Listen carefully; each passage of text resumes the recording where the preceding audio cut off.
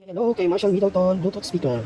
Ayan, si Marshall Middleton po ay portable speaker which is meron na siyang hand strap para easy to carry na siya. Then yun dun sa taas nito guys, ito po yung kanyang control knob. Ayan, which is power button po yung kanyang gitna, then volume up, volume down, then next and previews. Ang maganda dito guys, gaya ng mga powered speaker ni Marshall, meron na siyang bass and treble adjust. Bass and treble adjust which is, yan, makikita mo dun sa kanyang light indicator. Yan, yun guys, light indicator. Then ito guys, dito mo rin sa light indicator makikita yung status ng battery niya. Pinito mo lang yung, ayan, yung battery button niya. Then ito nasa taas is yung pairing mode guys, yan.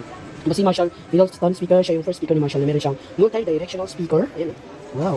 So, magiging malakas siya kahit sa side or angle ka pumunta. Kasi multi-directional speaker siya, hindi mababago yung lakas ng sounds na maririnig mo. Maganda dito guys kay Marshall Middleton is, dahil yung battery operated siya, yung battery niya pwede mo magamit pang charge ng phone. Ayan, Type-C. In and out siya, ibig sabihin, pwede ka mag-charge and pwede mong i-charge. Ito yung kanyang auxiliary mode. Auxiliary port. Sabihin yung connection guys, kung sa Bluetooth meron siyang auxiliary. Para makonect mo sa device na gusto mong gamitan ng Marshall Middleton speaker. So, ayun guys.